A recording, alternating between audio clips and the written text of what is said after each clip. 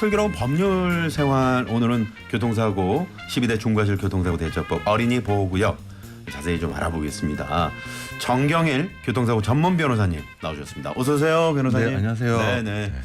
자, 오늘 아주 뭐 좀 복장이 시원하게 하고 오셨는데, 네네. 사모님께서는 지금 요 근처 공원에 계실 텐데 오늘 초미세먼지가 좀 있다고. 네, 맞습니다. 우리 진행자님이 계속 이야기해 주시니까 네. 보통 한 번씩 빼먹는데 네. 꾸준히 저를 태워주고 있습니다. 감사합니다. 아유, 감사합니다. 이렇게 한 주가 또 금방 지나고 또 네. 이렇게 오늘 찾아뵀는데 어린이 보호구역 안전운전 의무 위반, 우리가 이제 12대 중과실 하나하나 짚어보고 있잖아요. 네. 어린이 보호구역 스쿨존. 네. 이 안전운전 하면은 또 민식이법 얘기를 우리가 그렇죠. 빼놓을 수가 없겠죠. 네. 이게 어떤 법입니까? 민식이법이. 사실 저희들이 지금 10대 중과실하고 있는 부분이 처음에 만들어질 때는 8대 중과실이었어요. 네. 거기에서 하나하나 들어와서 12대 중과실이 되었고, 그때 들어온 게 사실 어린이 보호구역 내에서의 안전운전 의무 위반이었거든요. 그렇죠. 근데 사실 이러한 처벌이 그 12대 중과실로 가해졌지만 그래도 어린이 보호구역 내에서의 어린이의 생명과 안전이 지켜지지 않았다. 네네. 사고가 끊임없이 일어나서 이걸 좀 막자는 취지로 만들어진 법이 민식법인데, 네. 그때 사고가 있었습니다. 2019년 그때 천안에서 어린이가 신호등 없는 횡단보도예요. 그때 당시 민식이. 김민식 군이죠. 네네. 네. 그 사건 신호등 없는 횡단보도 건너는 어린이와 자동차가 충격하는 사고가 아이고. 있었는데, 네. 동생은 다행히 크게 다치지 않았는데 형은 사망했거든요. 그 자리에. 네네. 그걸 계기로 이제 민식법이 만들어졌고, 지금 12대 중과실로 형사처벌 받는 것뿐만 아니라 특가법에 따라서 더 가중처벌 받도록 이렇게 운전자의 주의 의무를 네. 강화시켰고, 또 도로교통법에도 안전시설을 확충하도록 하는 법, 네. 민식법이 만들어졌죠. 그렇습니다. 뭐 이 스쿨존 어린이 보호구역 요즘은 정말 뭐 지키는 운전자분들이 많이 계시는데, 아직도 여기서 뭐 좀 속도 내면 어때? 네. 라고 생각하는 안전 불감증이죠. 네. 그러신 분 계시는데, 오늘 이 방송을 통해서 말이죠. 이 방송 들으시면 꼭 좀 스쿨존 어린이 보호구역에서는 속도를 30km 미만으로 꼭 지켜주시기 바랍니다. 네. 그렇다면 이 민식이법이 통과된 이후에 네. 어린이 보호구역에서의 사고, 이게 좀 많이 줄었습니까, 변호사님? 사실 이렇게 언론에서 대대적으로 보도되고 또 처벌도 강화됐다는 말이 나오면 상식적으로 줄여야 되는데, 네. 이 통계를 보니까 효과가 있었냐에 대한 의문이 많이 들더라고요. 아, 그래요? 먼저 이 형량이 높아지고 또 실제 형량도 법원에서 선고할 때 높게 선고하고 있습니다. 네. 또 스쿨존 내 무인 단속 장비도 2021년 4,525대에서 2022년 같은 경우에는 8,423대로 네. 한 2배 가량 늘었고요. 그래도 이제 사고 건수를 한번 본다면 2019년 그 민식법 시행될 당시 그때죠. 567건에서 네. 2020년 483건, 2021년 523건, 그리고 2023년 작년에 486건. 뭐 코로나 거의 뭐 비슷하다고 봐요. 네, 별 차이 없어요. 코로나도 있었고요. 사실 민식이법 시행됐으면 상당히 줄었어야 되는데 네. 조금 줄어들다가 다시 증가하고 결국 끊이질 않고 있다라고 이야기할 수밖에 없어요. 네네. 결국 걱정만 하고 운전자들이 실천 안 했다라고 이야기할 수밖에 네. 없어요. 아유, 어린이 보호구역 잘 지켜야지 이렇게 해놓고 막상 그 어린이 보호구역을 지나는 운전자들은 네. 경각심은 있었지만 실제로 행동에서는 네. 속도를 냈다는 얘기죠. 네, 사고 난 건수를 본다면 변화가 없다고 봐야 돼요. 네네, 그렇군요. 뭐 아시다시피 어린이 보호구역 안에서 사고 났을 때 처벌을 더 강하게 받죠. 네. 네. 먼저 이 어린이 보호구역 내 사고 12대 중과실로 처음에는 8대 중과실에서 12대 중과실로 만들어질 때 편입이 됐었는데, 네. 그때만 하더라도 사망 부상 상관없이 무조건 5년 이하의 금고형 또는 2천만 원의 벌금형이 처해지도록 법이 마련돼 있었습니다. 네. 합의하던 종합범에 가입돼 있던 무조건 형사처벌 대상이었는데 이걸 네. 더 강화시켰죠. 지금 네. 어린이 보호구역 내에서 사고 나면 사망의 경우에는 무기 또는 3년 이상의 징역형이 처해지고요. 무기징역이나 3년 이하 징역. 네. 그리고 또 부상의 경우라 하더라도 이 경미한 부상이라 하더라도 뭐 2주 이상의 부상만 되더라도 이 부분에 대해서는 500에서 3천만 원 벌금형 또는 1년에서 15년의 징역형이 처해집니다. 네. 거의 음주운전과 형량이 비슷할 정도로 무겁게 그렇군요. 처벌하고 있거든요. 네. 이 부분에 대해서는 어린이 보호구역 내에서는 사고 내지 마라. 네. 라는 취지로 생각하셔야 됩니다. 네, 이거는 그러니까 뭐 형사처벌이고 뭐 아니 저 보험 처리나 뭐 이런 다른 거와 상관없이 네. 무조건 형사처벌 받는데 최고 무기징역까지 네. 받을 수 있다는. 규정 속도나 신호를 지키지 않아서 이제 사고 날 경우에만 이게 혹시 네. 가중 처벌이 되는 건지 아니면 네네. 또 보행자가 잘못인 경우도 있잖아요. 네네네. 이때도 형사처벌을 받는 건지 이게 좀 궁금합니다. 그렇죠. 보통 과실 비율 따질 때 운전자의 전적인 과실인 경우도 있고 네. 보행자의 전적인 과실인 경우도 있고 상반 과실인 경우도 있어요. 또 운전자가 교통법규를 준수했다 하더라도 모든 교통법규를 준수한 것이 아니라 또 도로교통법 48조는 안전운전은 뭐 별도로 두고 있거든요. 네. 지금 보통 어린이 보호구역 내에서 크게 생각하시는 것이 제한속도 이거 보통 30km니까 이거 지키면 되는 거 아니냐라고 네네. 생각하시는데 제한속도 있으면 지키는 건 그건 기본이고, 기본이고. 네, 어린이 안전에 유의하면서 진행해야 됩니다. 네. 본인 속도가 10km라 하더라도 어린이가 무단횡단한다. 그러면 그때라도 속도 줄여야 되지. 네. 그대로 진행하다 사고 나면 그 부분에 대해서도 민식법으로 형사처벌 받습니다. 아시겠지만 우리 어린이들이 네, 이게 갑자기 튀어나오는 경우가 상당히 많거든요. 네 맞죠. 네. 그러니까 차가 없어도요. 그러니까 횡단보도에서도 뭐 친구랑 장난치다 갑자기 뛰어드는 경우도 있거든요. 맞아요. 네. 이런 경우를 대비해서 반드시 아무리 뭐 그 횡단보도 주변에 어린이가 안 보여도 일단 정리를 하셔야 되겠죠. 네 해야 됩니다. 네네.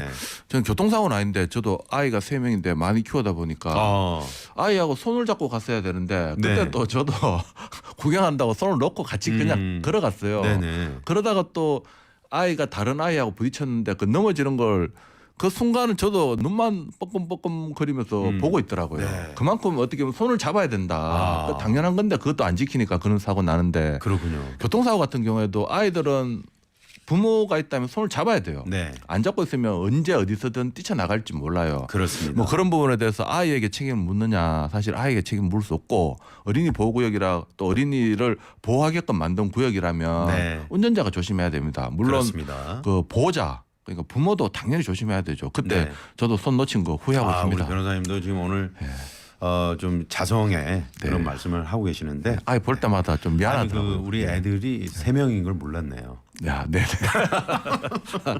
네. 은근 자랑했습니다. 아, 네.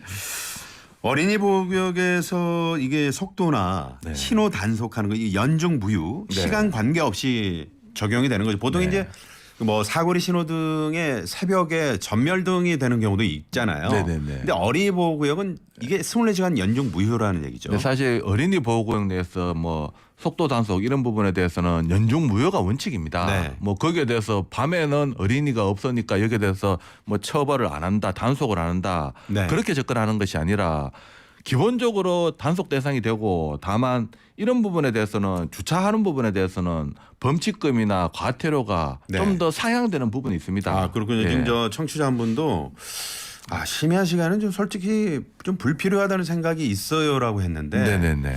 이런 부분도 좀 어떻게 네. 결국은 그거죠. 사실 심야 시간에 어린이가 잘 시간인데 저만 하더라도 9시 되면 잤거든요. 네. 그 이후 시간 같은 경우에는 어린이가 횡단하거나 그런 부분이 야간에 부모도 없이 다니는 것은 뭐 없으니까 네. 그 시간은 제한적으로 푸는 게 맞지 않느냐. 물론 그 말도 수긍은 됩니다. 네. 다만 그런 부분에 대해서 수긍을 한다. 그러면 좀 더 논리를 억지 논리를 제가 좀 핀다면 네. 그러면 보통 횡단보도에 신호등이 있을 때 차가 안 다닌다. 1km 전방에서 이게 평야라서 안 다닌다. 네. 그럼 건너도 되는 거 아니냐. 사실 그런 식으로까지 논리에 접근할 수도 있습니다. 네, 결국 네. 교통소통과 교통안전 어떤 것을 중시할 것이냐. 네. 그러면 정책적인 문제일 수도 있겠지만 지금 만들어진 것이 교통안전이다. 그럼 이 부분에 대해서 먼저 진행을 해야 되고 사실 제도라는 게 하루아침에 바뀐다고 운전자들이 또 바로 그게 적응되는 것 같지는 않더라고요. 네, 네. 해외 같은 경우에는 그래도 잘 지키는 걸 봤을 때 아직 우리나라 운전자들의 습관이 아직 장착이 안 돼서 그런 거 네네. 아닌가 하는 생각이 듭니다. 물론 이제 어떤 편의적인 측면에서 뭐 이렇게 말씀하실 수도 있는데 사실은 이 어린이 보호구역 안에서 우리가 지켜야 할 우리들의 어른들의 의무죠, 사실은. 네. 네, 그렇게 좀 접근하시면 어떨까 그런 생각을 해봅니다. 그 어린이 보호구역 특히나 그 학교 주변에 말이죠. 네네네. 그 주정차 하신 분들 가끔 제가 보거든요. 네.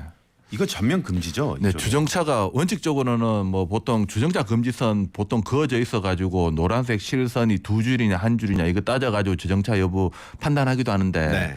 어린이 보호구역에서는 주정차가 원칙적으로 금지됩니다. 해서는 당연히 안 되고요. 네. 또 이 부분에 대해 단속도 어린이 보호구역에서는 3배 정도가 더 높은데 아까 전에 이야기한 것 좀 연장으로 한다면 시간 자체가 오전 8시부터 오후 8시까지 네. 이때 단속되면 승용차 기준 범칙금 4만 원이 든 것이 범칙금 10만 원이요. 3배 정도 비싸고. 12만 원이요. 네. 그러면 이 시간대 제외하고 다른 시간대 그때는 일반 원칙으로 돌아가서 범칙금 부과 대상이 됩니다. 그렇군요. 그러니까 해서는 안 되고 다만 이 어린이 보호구역에 그럼 주차를 못하면 어떤 문제가 발생되냐면 네. 등하교할 때 아, 그거 문제가- 궁금했어요. 예, 예. 잠깐 정차하는 거 이것도 안 됩니까? 예, 이제 그런 부분 때문에 네. 이제 사실 안전 표지가 설치되어 있습니다. 네. 사실 이 부분에 대해서는 통학 차량 안심 승하차 구역이라고 안전 표지로 보통 설치가 되어 있습니다. 네. 5분 이내 주정차를 허용하는 구역이 별도로 마련돼 있으니까 그렇군요. 그 구역 찾으셔서 주정차 하시길 바랍니다. 네. 자, 어린이 보호구역 안에서 주의 의무는 자동차뿐만 아니라 요즘에 네. 뭐 저 오토바이, 자전거, 전동 또 킥보드 많죠. 전동 킥보드 예. 많죠. 네네. 네네. 이런 오토바이나 자전거도 다 해당이 되는 거예요. 네, 이것도 한번 민식법이 만들어짐으로 해서 좀 이분화되었다라고 할 수 있겠는데요. 네. 일단 모든 차의 운전자는 어린이 보호구역 내에서 제한속도 준수해야 되고 어린이 안전을 유의해야 됩니다. 네. 이거 위반하면 12대 중과 시행 교통사고 처리 특례법 3조에 따라서 형사처벌 대상이 되고 네. 그다음에 이제 차종에 따라서 좀 더 가중처벌 받는 게 있는데 이 부분에 대해서 원동기 장치 자전거, 이 네. 전동 킥보드, 전동 킥보드. 네.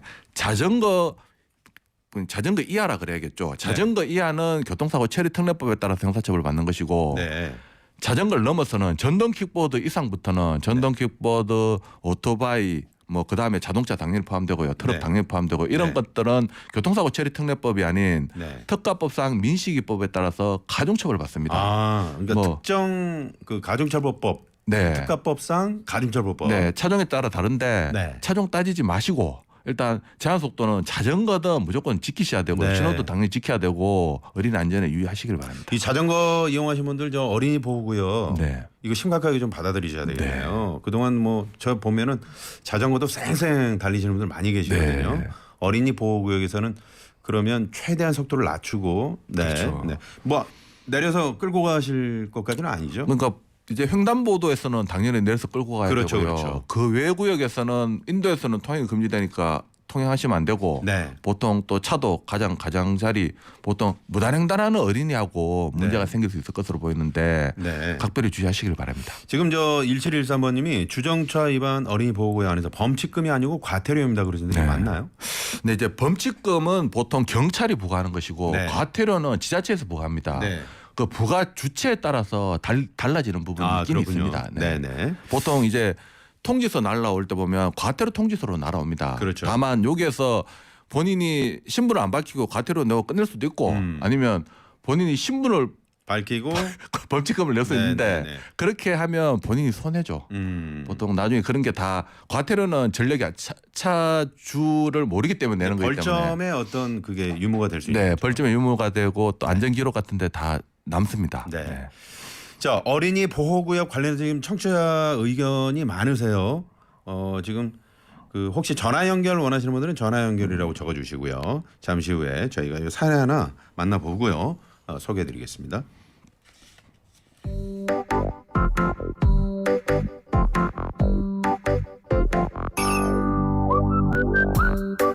안녕하세요. 저는 30대 배달 기사입니다. 제가 오토바이를 타고 어린이 보호구역을 지나던 중에 신호가 바뀌길래 가속해서 지났는데 이때 갑자기 횡단보도를 건너던 어린이를 보고 피하다가 어린이가 오토바이 손잡이에 살짝 부딪혔습니다. 겉으로 보기엔 별 이상이 없었고 아이 부모님과 연락해서 병원도 데려가고 했는데 지주막과 출혈 6주 진단이 나왔다고 합니다. 이런 경우 어떻게 되는지 궁금합니다. 네. 이거 지주막과 출혈 6주면 상당히 좀 네. 네. 보통 이제 뇌진탕, 심한 뇌진탕이 오고 이런 부분에 대해서 뇌출혈이 생기면 네. 보통 진단 주수가 6주부터 시작하긴 합니다. 그래서 어느 정도 다쳤는지 봐야겠지만 네. 좀 큰일 날 경미한 뻔했네요. 부상으로는 보이지 않고 네. 이제 저도 이 사연 소개를 듣다 보니까 이렇게 부딪혀가지고 지주막하 출혈까지 생길 것 같지는 않은데 부딪힐 때 심하게 부딪혔나 아니면 부딪히고 난 뒤에 넘어져서 머리가 또 바닥에 부딪혔나 네네. 그런 부분에 대해서 확인이 필요한데 네. 일단 그런 걸 떠나가지고 먼저 신호가 바뀔 때 가속해서 지나가면 안 됩니다. 이 가속이란 단어 자체가 지금 이미 예. 위반한 거죠. 빠르죠. 네. 일단 본인이 또 피하려고 하면 안 되고요. 멈추려고 해야 돼요. 속도 부분에 대해서 이런 부분 영상 봐도 확인이 되겠지만 영상 안 봐도 어느 정도 운전자의 주의 의무가 확인이 됩니다. 네네. 물론 다친 부분에 대해서 좀 과다한 부분에 대해서도 억울하실 수는 있겠지만 사고 낸 부분에 대해서 운전자분 억울해하실 분은 아니고요. 네. 다만 어떻게 해결할 것이냐 이게 사실은 중요하죠. 네네. 사고는 났으니까 예방할 수 있으면 예방하겠지만 이 났을 때 네. 이런 건에 대해서 어떻게 접근하느냐에 따라서 결과가 천차만별인 경우 많습니다. 그렇군요. 뭐 지주막하 6주 아니 그렇게 부딪혀가지고 이렇게 다칠 리가 없다. 나 책임 못 진다. 이렇게 나가다가 경찰에 신고 들어가면 형사처벌. 민식이법 적용돼서 특가법 가중처벌까지 받거든요. 그렇죠, 그렇죠. 예, 네. 지금 경찰에 신고까지 됐는지는 모르겠는데 일단은 그 아이 부모님과 연락해서 병원 같이 갔다. 요 부분은 잘 하신 것 같은데요. 잘하셨어요. 네, 네네. 잘하셨고 이 다친 부분에 대해서는 보통 배달 오토바이가 또 문제가 보험이 종합보험 가입돼 있으면 참 좋은데 네. 가입 안 돼 있으면 본인이 부담해야 되는 부분도 발생할 수 있어요. 그렇군요. 그런 부분 있든 없든 떠나가지고 무조건 피해 회복에 네. 전념을 다 하셔야 될 것으로 보입니다. 그렇죠. 진짜 억울한 부분이 있다. 이거는 6주 진단이 나올 사안이 아니다. 그러면 영상 보통 요즘에는 오토바이도 블랙박스 영상 화질 좋더라고요. 네. 또한 CCTV 그런 거 미리 확보 좀 해놓으시고 나중에 뭐 다른 부분에 대한 대응이 필요해 보이긴 합니다. 네네. 자, 아무튼 그 어린이 보호구역 안에서 횡단보도 지날 때는 이 사람이 있든 없든 일단 무조건 일시 정지해야 된다. 이 부분 다시 한번 말씀드리고요. 지금 전화 연결이 돼 있기 때문에 변호사님, 네네. 헤드폰을 좀 써주시고요. 네, 전화 연결. 지금 전화 연결이 돼 있는데 이분은 상담은 아니고 의견을 좀 주시기 위해서 전화를 네네. 주셨습니다. 여보세요. 네, 네, 안녕하세요. 어디 사시는 누구신지요? 강동구 고덕동에 사는 이건우입니다. 네, 이 선생님 고덕동에 네 어떤 의견을 오늘 주실 건지요? 네, 저는 서울 고덕초등학교에서 보안관으로 일하고 있습니다. 아 그러시군요. 네, 네네. 보안관님이시군요. 네. 네, 말씀하시죠. 학교 주변에 보면은 네, 불법 주정차하는 차량이 많이 있고요. 네, 또한 12시부터 3시까지 네. 통행 금지. 그게 이제 어린이 설정돼 학교 있습니다. 시간인 거죠?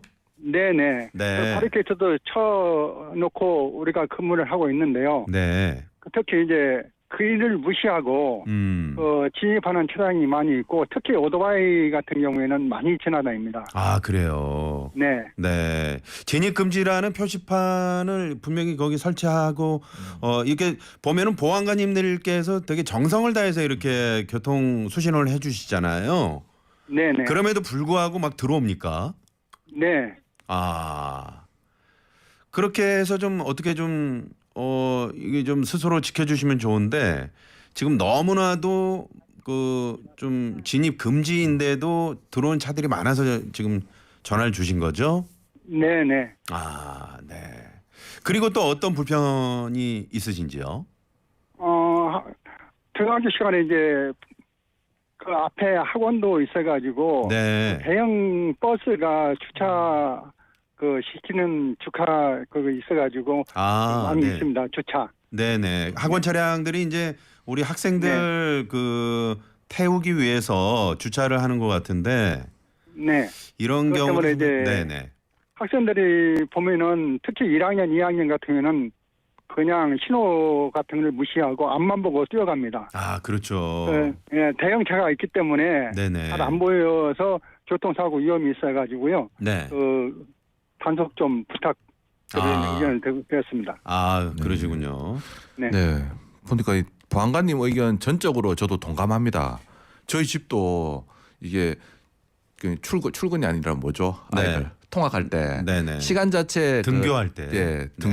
등교할 때 진입 자체를 금지하고 있고 아, 또 제한 그렇군요. 속도도 30km가 아닌 20km로 제한하고 있어요. 네네. 뭐 그래도 저도 처음에는 야 이거 어떡하지 했는데 적응이 되더라고요. 아. 결국은 이와 같이 뭐 민식이법 만들어지고 도로교통법 만들어지고 어린이 생명과 안전을 좀 지키기 위해서 법은 사실 잘 만들어져 있다고 저는 생각합니다. 네네. 또 안전시설도 계속 확충되고 있거든요. 그렇죠. 그런데도 이렇게 또 한 몇몇 운전자분들이 이렇게 방해해버린다. 사실 방해가 아니죠. 도로교통법 위반이죠. 이렇게 통행 금지 구간에 들어가는 건 지시 위반에 해당됩니다. 네. 이런 부분에 대해서는 좀 철저한 단속 맞습니다. 이 처벌은 사실 약하니까 처벌보다는 철저한 단속. 보통 이런 거 이제 등하교 시간에 이렇게 출입을 금지할 때 인근 경찰관님도 같이 오셔서 하고 경찰관님은 끝나고 가시고 그렇게도 네. 하더라고요. 네. 이제 그런 부분을 그렇죠. 이제 고덕 초등학교 우리 인근 이건호 경찰관님, 보안관님. 예, 경찰관님도 많이 좀 도와주시길 부탁드립니다. 네네. 자, 이건호 보안관님. 네. 네, 오늘 의견 주셔서 감사하고요. 네. 이 방송 들으시는 그 고덕초등학교를 지나는 우리 저 뭐 오토바이 운전자 또 운전자분들 좀 꼭 좀 잘 지켜주셨으면 좋겠네요. 그죠? 네. 네. 네. 오늘 전화 감사합니다. 네, 고맙습니다. 네. 고맙습니다. 강동구 서울 고덕초등학교 보안관 우리 이건우 선생 의견을 네. 주셨습니다. 대단히 감사합니다. 요즘에 그 초등학교 주변 보면은 보안관님들께서 아주 정성을 네. 다해서 우리 아유, 아이들 위해서 네. 보호를 해주시거든요. 네, 맞습니다. 잘 좀 지켜주셨으면 좋겠습니다. 네네. 띵동댕. 네, 띵동댕. 반짝 퀴즈 시간이 돌아왔습니다. 네. 제가 좀 요 순간이 좀 경박스럽죠. 이거 헤드셋을 쓰고 있어서 이번에 좀 조용했습니다. 네네.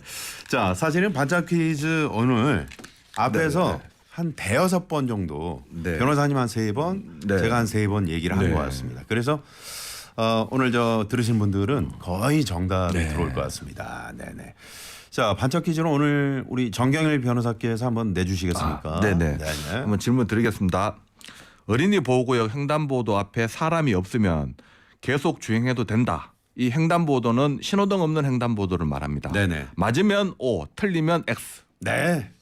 맞으면 O, 틀리면 X입니다. 네. 네, 슬기로운 서울 생활 나선홍입니다. 오늘은 법률 상담 해드리고 있는데 자동차 사고 관련해서 12대 중과실 교통사고 대처법, 어린이 보호구역, 안전운전 의무 위반, 그리고 이제 지금부터는 승객 추락 방지 의무 위반에 대해서 좀 알아보는 시간 갖도록 하겠습니다. 조금 전에 이제 반짝 퀴즈를 변호사님께서 직접 내주셨는데 우리 정경일 변호사님과 함께 하고 있는데요. 제가 다시 한번 내드릴게요. 어린이 보호구역 안에서 신호등 없는 횡단보도 앞에 사람이 없으면 계속 주행해도 된다. 맞으면 O, 틀리면 X입니다. 네. 맞으면 O, 틀리면 X. 짧은 문자 50원, 긴 문자 100원, 샵의 0951번, TBS 앱은 무료고요. 3687번님이 정답 O! 이러셨습니다. O네요. 오우 3687번님. 네네. 그냥 가도 된다는 그런 말씀이시죠? 네네. 1069번님은 yes. X죠. 무조건 일시 정지해서 주변 살피고 가야죠. 네.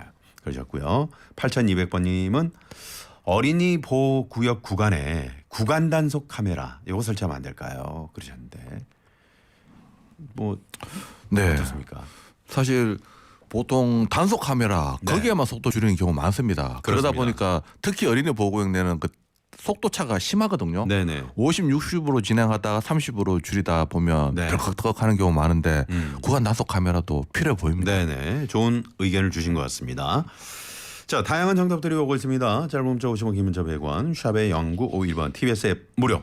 자, 오렐레님이 민식이법이나 스쿨존에서 그 사고 났을 때 운전자 보험 적용되나? 이거 아까 말씀드렸는데. 네. 일단 운전자 보험은 당연히 적용됩니다. 보통 네. 운전자 보험 적용 안 되는 게 음주, 무면허, 뺑소니 이런 경우는 자기가 보험 들고도 보험 처리 못 받아요. 네네. 다만 자동차 보험 같은 경우에는 피해자 보호를 위해서 뭐 무면허, 뺑소니, 음주운전 같은 경우에도 보험 처리가 가능합니다. 그러군요. 네. 하지만 형사처벌 대상이다. 사고 났을 네, 때. 지금 또 민식이법이나 스쿨존 운전자 보험 그러니까 자동차 보험도 처리되고 운전자 보험도 처리되는데 보험 처리해도 그 가해 운전자는 형사처벌은 피할 수 없다. 그렇군요. 네. 6265번이면 차도 단속해야 되지만 집집마다 어린이 교육도 잘 시켜야 됩니다. 맞죠. 예. 우리 어린이들한테 그 학교 주변 특히 네. 차 오가는 곳에서는 해야 정말 돼요. 조심해야 네. 된다.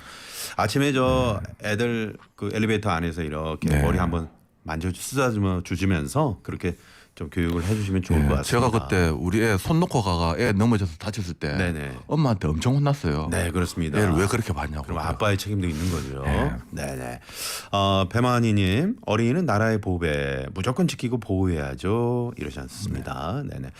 우리 배만희님은 이 방송 듣고 계시면은 샵의 0951번 50원 유료 문자인데요. 이쪽으로 주소 좀 보내주세요. 선물 드려야 되는데 OPD가 애타게 찾고 있습니다. 네네. 그쪽으로 문자 보내주세요. 네. 자, 이번에는 2부 승객 추락 방지 의무 위반에 대해서 알아보도록 하겠습니다. 승객 추락 방지 의무 위반 이게 주로 버스에 해당되는 법인가요, 변호사님? 보통 버스에서 이런 사고들이 많이 있었죠. 네. 예전에 보면 그 콩나물 버스라고 그러죠. 네. 우리 빽빽한. 진행자님은 더 잘 아실 것 같은데 그 사람들 그 타는 게 그게 저는 잘 모르겠는데. 네.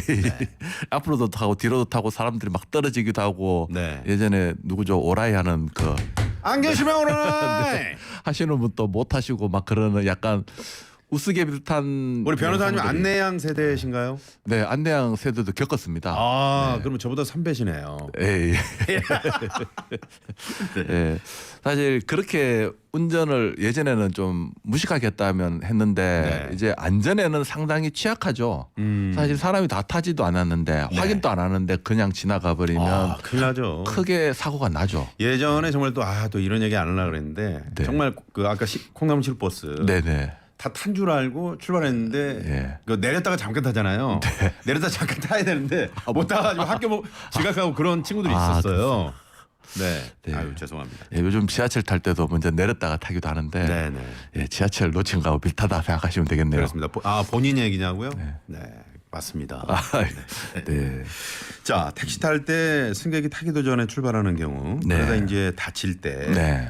이게 이제 승객 추락 방지 의무 위반에 해당이 됩니다. 네, 보통 개문 발차 그러니까 이 개문 발차 사고는 보통 버스를 많이 생각하는데 네. 버스뿐만 아니라 택시도 마찬가지입니다. 택시 승객 같은 경우에 뒤에 타다가 이리 내릴 때 네. 보통 그런 경우 흔치 않은데 한쪽 발이 지면에 있고 한쪽 발은 안에 들어가 있는데 네, 사실 그렇게 돼 있다 하더라도 아직 완전히 내리는 경우가 아니기 때문에 내리는 과정이기 때문에 네. 차가 출발하면 승객 추락 방지 의무 위반에 해당됩니다.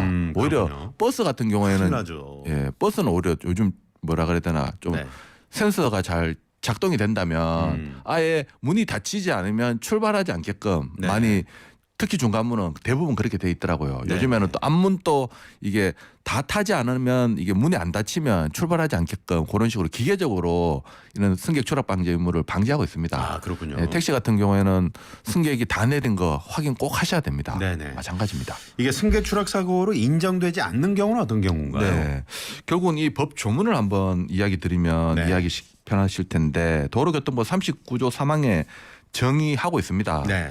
모든 차의 운전자는 운전 중 타고 있는 사람 또는 타고 내리는 사람이 떨어지지 않도록 하기 위해서 문을 정확히 여닫는 등 필요한 조치를 해야 된다라는 규정을 두고 있는데 요거 위반하면 승객 추락 방지 의무 위반에 해당되거든요. 그렇군요. 좀 구체적으로 본다면 이렇게 다 탔다. 보통 버스 같은 거에 다 타고 이제 자리에 앉으려고 할 때 출발하는 바에 넘어졌다. 이럴 때는 추락한 것도 아니기 때문에 네네. 승객 추락 방지 의무 위반에 해당 안 된다고 해당 안 보시면 된다. 되고 또 이제 내리는 과정에 버스 같은 경우에 이 계단에 미끄러져서 넘어졌다. 네.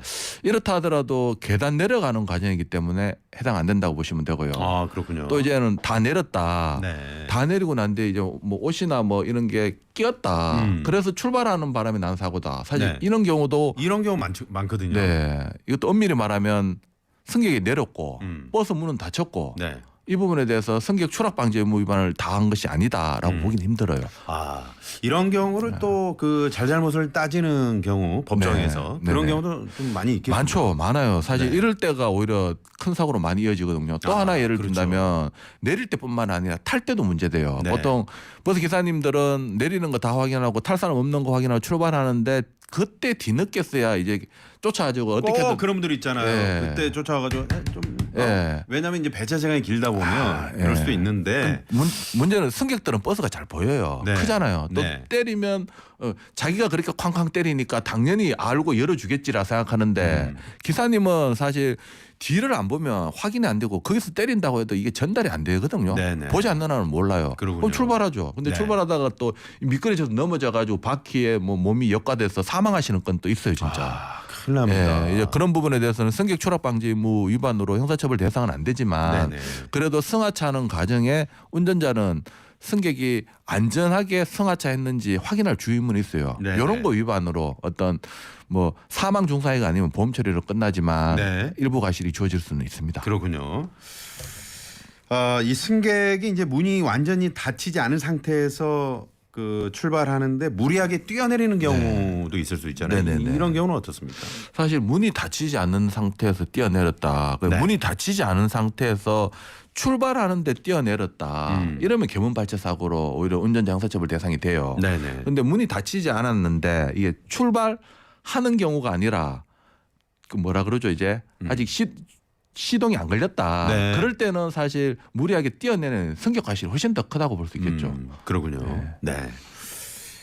그런 경우 있잖아요. 네. 이제 곧 다음 정거장에 내려야 되는데 네. 이제 좀 나이 연세 지긋한 어르신이 좀 미리 기다리고 있었어요. 당연하죠. 예. 그러다가 이제 갑자기 급정거하는 경우가 예. 있잖아요. 그때 넘어져서 다쳤어요. 네. 이런 경우는 어떻게 돼요? 근데 보통 특히 연세 나이 좀 드신 분들은 이게 딱 멈췄을 때 내리다가는 못 내리고 출발해가지고 다음 정거장에 내리는 경우 많아요. 네. 그러다 보니까 미리 좀 출발할 때 이렇게 미리 좀 나오시기도 하는데 네네. 사실 그렇게 하다가 급정지하는 사정이 어떤 사정이든 떠나가지고 운전자에게 과실로 주어집니다. 아, 그렇군요. 특히 이제 교통사고 났을 때 네. 밖에 있는 사람하고 안에 있는 사람하고 그 피해자에 대한 그 과실의 정도에 대해서 법원은 달리 보고 어허. 자동차 손해배상법도 달리 정하고 있습니다. 네. 특히 일반적인 교통사고 같으면 운전자는 그 자신의 무과실을 입증하면 그래도 책임을 지지 않아요. 네. 그런데 승객 같은 경우에는 승객의 고의나 자살행위라는 것을 입증하지 못하면 형사처벌까지도 받고 여기에 대해서 책임까지 주어질 수도 있습니다. 그렇군요. 그렇기 때문에 지금 나이 드신 노인이 이렇게 미리 나왔다 하더라도 급정지 어떤 사정이 있었다 하더라도 네. 일단 버스 측에게 책임이 주어지는 것이고 그 급정지를 하게끔 만든 사람에게 구상하는 식으로 뭐 손해배상 책임을 물을 수는 있겠지만 일차적으로 버스 기사 책임은 피하기 어렵습니다. 피하기 어렵다. 그래서 요즘에 이제 그 승강장에 네. 정차하기 전까지는 절대 일어서서는 안 된다. 네. 그리고 다 정차한 네. 다음에 안전하게 내리십시오라고 항상 고지를 하시더라고요. 네. 그 다만 요걸 좀 이야기 드려야지 오해까지 안 살 것 같은데 그러면 무조건 버스 기사님 입장에서는 아니 갑자기 급차로 변경하다 끼어들어 가지고 내가 멈췄는데 또 할아버지가 미리 일어서서 난 사고에 대해서 내가 형사적인 책임까지 져야 되냐. 네. 민사하고 형사하고는 좀 다릅니다. 네. 민사적인 책임은 자동차 손해배상 보장법에 따라서 피해자를 두텁게 보호하기 때문에 운전자에게 책임을 주기도 하지만 네. 형사 책임은 검사가 주의 의무 위반을 입증해야 됩니다. 아하. 보통 이런 부분 사고 나면 버스 기사는 무죄 판단 받을 것이고 네. 다만 책임을 질 것인데 유상운송 같은 경우에는 대부분 종합보험에 가입돼 있어서 네. 버스 회사가 책임집니다. 아. 그럼 또 여기서 조금 더 할게요. 버스 회사는 그러면 직원에게 구상할 수 있느냐. 기사가 운전 잘못해서 낸 사고니까 이 부분에 대해서 판례들 대부분은 네. 버스 운전업에 종사하는 사람이 경미한 사고 낸 경우에는 손해배상 책임을 지지 않는다라고까지 판결하고 있습니다. 네, 그렇군요. 그렇기 때문에 버스 기사님들 사고 난 부분, 억울한 부분 제가 좀 정리한 거 참고하셔가지고 한번 대응하시길 바랍니다. 네. 자, 오늘 이 방송이 너튜브 보이는 라디오로 또 진행 중이니까 이런 부분으로는 좀 소위 말하는 짤로 쇼트 동영상을 만들어서 좀 많이 배포하세요, 오피디님. 좀 부탁드립니다. 네. 자, 사연 하나 소개해드립니다.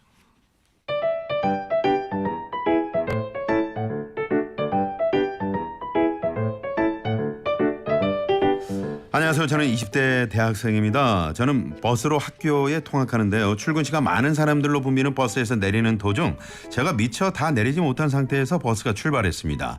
저는 도로 위에 넘어졌고 우측 발목 염좌 상해를 입었습니다.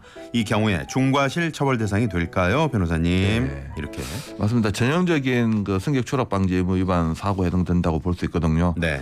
다 내리지도 못한 상태에서 버스가 출발했다. 이걸 계문 발차 사고라고 합니다. 아. 사자성어거든요. 개문 발차. 네, 한문은 잘 모르겠는데 예, 개문 발차. 네. 사실 이렇게 운전하는 나죠. 사고 때문에 요즘에는 버스가 그래도 다 내리기 전 문이 닫히기 전에는 출발하지 못하도록 센서까지도 작동시키고 있어요. 네. 물론 또 고장 나면 이런 사고가 나겠는데 이번 사고 같은 경우에는 일단 버스 기사님 안타깝지만 사고가 경미하든 어떻든 간에 이게 경찰 신고되면 네. 형사처벌까지 받습니다. 아 그렇군요. 다만 뭐 사망 중상해까지 이런 게 아니라면 네. 버스 기사님이 초범이고 뭐 다 인정하고 하면 벌금으로 끝날 수도 있고 네. 또 경찰 신고가 안 됐다 이러면 사실 이거는 바람직한 건 아닌데 경미한 사고 뭐 신호위반 뭐 중앙선 침범 사고라도 진짜 피해자가 가해자하고 이렇게 원만히 합의만 잘 되면 합의만 된다면. 그 자리에서 끝날 수도 있습니다. 아, 그렇군요. 예, 이제 이런 부분도 있으니까 일을 크게 키울 수도 있고 네. 작게 키울 수도 있는데 이거는 사실 운전자 하기 나름입니다. 그렇습니다. 이게 형사처벌까지 가지 않게끔 서로 원만한 합의도 중요하다. 네, 그런 말씀해 맞습니다. 주셨습니다. 자, 또 다른 사연 하나 만나봅니다.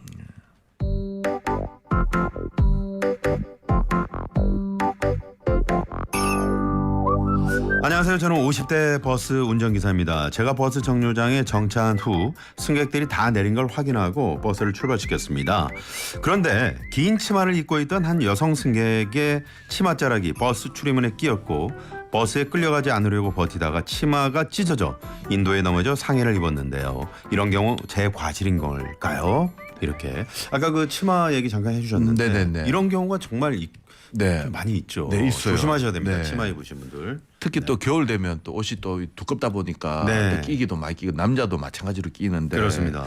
사실 이번 사고 같은 경우에는 승객 추락 방지 의무 위반에 해당되지는 않습니다. 네. 문은 닫혔고 승객도 내렸어요. 네. 그 상태에서 이제 버스 문틈에 옷가지가 낀 것인데 네. 이런 경우는 승객 추락 방지 의무 위반에 해당되지는 않지만 버스 기사님 같은 경우에 승객을 안전한 곳으로 이동시킬 의무가 있습니다. 이 부분에 대해서 내릴 때도 물웅덩이에 이런 데 잘못 내리면 그 자체로 과실 주어지거든요. 아, 그래요. 물웅덩이에 만약에 내린 장소가 물웅덩이다. 안 되죠. 예. 아, 과실이 있는 거군요. 네네. 특히 야간에 그렇게 했다가는 승객들은 당연히 안전한 곳에 내려줬다 생각하고 내리다가 네. 사고 났다 그러면 버스 기사의 책임이 훨씬 더 많이 주어지고요. 그렇군요. 이번 같은 경우에도 마찬가지로 내렸다 하더라도 지금 옷가지가 문틈에 끼었다는 것은 내리자마자 바로 끼었다라고 볼 수 있고 그러면 버스 기사는 뒤도 보지 않고 문 닫혔다고 생각하고 그냥 가버렸다고 볼 수 있거든요. 네. 확인 안 했다는 말이에요. 확인했다면 이런 사고 막을 수 있었기 때문에 그런 확인 안 한 버스 기사 과실이 훨씬 더 클 것으로 보입니다. 네. 승객이 하차했더라도 반드시 승객이 버스로부터 좀 벗어나는지를 좀 확인해야 확인을 돼요. 잘 하셔야 네. 될 것 같군요. 탈 때도 마찬가지예요. 탈 네. 때도 뭐 다 탔다 생각하고 출발하는데 뒤늦게 이렇게 오시다가 넘어져 가지고 특히 아유, 뒷바퀴에 큰일 납니다. 다치시는 분이 있어요. 네네. 그래도 버스 기사에게 과실이 잡힐 수 있으니까 그렇군요. 출발할 때 뭐 내릴 때 이런 부분에 대해서 한 2초 정도는 확인하시고 네. 출발하셔야 됩니다. 그렇습니다. 자, 3145님 지금 버스 기사님들이 이 방송 많이 듣고 계실 텐데 사실은 지금 주행 중이시라 의견을 주실 수는 없을 거예요. 네. 그런데 제 생각도 조금 비슷합니다만은 그 신경 쓸 일이 워낙에 버스 기사님들이 많죠. 많으시잖아요. 3145번님이 승객인 우리 개개인이 더 조심하시면 좋겠어요. 안전사고 예방에 내 자신은 내가 지킨다라는 마음으로요. 이렇게 문자를 보내주셨습니다. 네. 물론 이제 버스 기사님들이 승객들을 보호해야 될 그런 의무 당연히 있습니다만은 우리 승객들도 거기에 좀 준하는 뭔가 마음가짐 이런 것도 좀 필요하지 않을까 싶습니다. 네. 자, 교통제보 하나 들어왔습니다. 1093번님이요. 영동고속도로 인천 방면 이천 졸음쉼터인데 트레일러와 SUV 차량이 추돌해서 3, 4차로가 막혀 있다고 합니다. 영동고속도로 인천 쪽 이천 졸음쉼터 부근입니다. 트레일러 SUV 차량 추돌 사고 후에 3, 4차로가 지금 정체가 심하다고 하니까요. 네, 또 다른 사고 나지 않도록 조심하시기 바랍니다. 자, 버스에서 이제 차가 완전히 멈추고 일어나십시오. 일어나라고 이제 안내 방송 하잖아요. 많이 하죠. 예. 그 전에 일어나는 경우. 예. 아까도 뭐 잠깐 비슷한 네네. 사례를 말씀드렸습니다만은 네.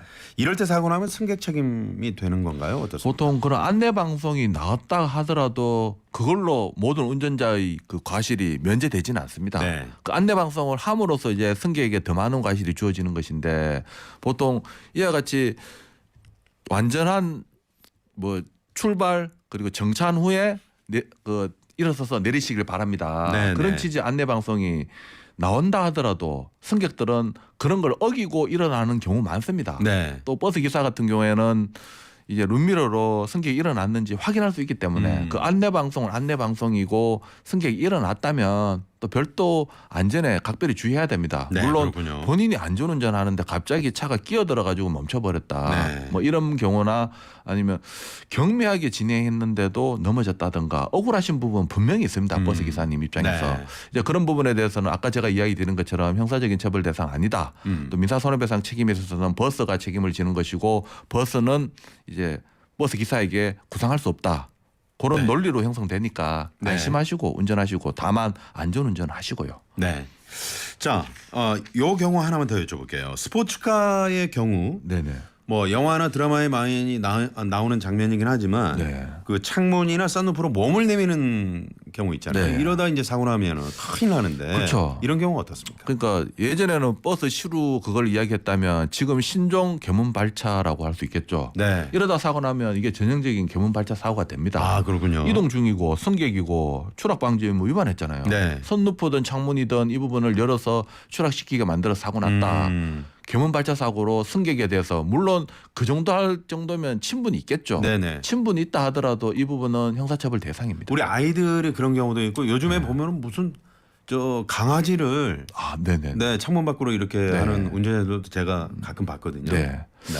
이제 강아지를 그렇게 하면 승객 추락 방지 의무 위반이 아니라 네. 화물 추락 방지 의무 위반으로 그 떨어져서 사고 나면 낙하물 사고로 오히려 강아지도 다치고 형사처벌 받아요. 아, 그렇군요. 네. 조심하셔야 됩니다.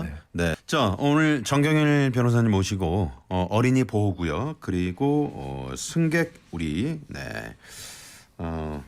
추락 방지 의무 위반. 아, 이 말이 너무 어려워요. 네, 그렇습니다. 알아봤는데. 개문 발차. 네, 개문 발차. 자, 반짝 퀴즈 정답 발표하겠습니다. 어린이 보호구역 안에서 신호등 없는 횡단보도 앞에 사람이 없으면 계속 주행해도 된다. 맞으면 O, 틀리면 X. 네, 정답은요? 정답은 X. X입니다. 네, 많은 분들이 정답 보내주셨고요. 9147-7967-3235 럭키 123번님 이렇게 네 분 저희가 선물 보내드리도록 하겠습니다. 네, 질문 어떤 질문이요? 엊그제 신호 위반으로 과태료가 7만 원이 나와 너무 아깝고 속상해요. 나름 신호 과속 잘 준수한다고 했는데 걸려버렸네요. 그런데 궁금한 게 네. 주황색 신호에서 걸린 것 같은데 그 기준 좀 네. 이거 그 딜레마 좀 말씀하신 것 같은데요. 네네네. 주황색 신호 보통 경찰에서도 이 부분 노란 신호 하도 말씀하시는 네, 논란이 되니까 노란 신호에는 단속 안 한다. 보통 과태료도 부과 안 시킨다라고 이야기를 하는데 한번 이해 한번 신청해 보시면 네. 보통 법을 떠나 가지고 네. 좀 논란이 되는 거는 이 신청하면 이 부분에 대해서 많은 해결이 이루어집니다. 아, 그렇군요. 이 신청 한번 해보시길 바랍니다. 네네네. 자, 오늘 노래로 끝납니까? 노래 들을 시간이 안 될 것 같네요. 네. 4665번이 혹시 비가 오는 날 인도에 걸어가고 있는데 지나가던 차량이 빗물을 심하게 튀게 해서 옷이 다 젖었어요. 그런데 빗물 튀게 한 차량 번호를 알고 신고하면 보상받을 수 있나요? 네. 당연히 보상받을 수 있죠. 아, 이 그래요? 부분이 도로교통법에도 네. 진행하는 차는 물이 튀기지 않도록 해야 될 주의 의무까지 두고도 있습니다. 네네. 이런 건들이 많이 일어났었다는 것 같습니다. 아, 그래요? 차량 번호를 그다지 알고 네. 그 상황이 입증이 돼야 되겠죠. 네네. 이제 그런 부분 CCTV 네. 이런 걸로 아니면 또 이 차량을 잡으면 그 차량의 블랙박스 영상으로 빨리 신고해서 잡으면 확인이 가능할 것 같습니다. 네네네. 그런데 그 차량 운전자 입장에서는 또 살짝 억울할 수도 있겠다라는 생각도 드네요. 이제 운전할 때는 그래도 일부러 옆에 내가 보행자가 일부러 뿌린 있으면 것도 아닌데. 그래도 과실이죠. 보통 교통법 그렇군요. 위반이 대부분 과실입니다. 아, 이 부분에 대해서 운전자가 이 위험한 물건인 차를 이렇게 운행함으로써 발생되는 부분에 대해서는 책임을 져야 된다. 네. 자, 오늘 법률생활 정경일 변호사님과 함께했습니다. 변호사님 고맙습니다. 다음 주에 네, 뵙겠습니다. 고맙습니다. 네. 자, 내일은요 슬기로운 자동차 생활 권영주 교수 모시고 모빌리티 산업에 대해서 알아보도록 하겠습니다. 자, 내일은 현충일입니다, 여러분. 네, 조기 개항 하시고 10시에 사이렌 울리면 묵념 하시는 거 아시죠? 네, 저는 내일 뵙겠습니다. 슬기로운 서울 생활 나선홍이었습니다.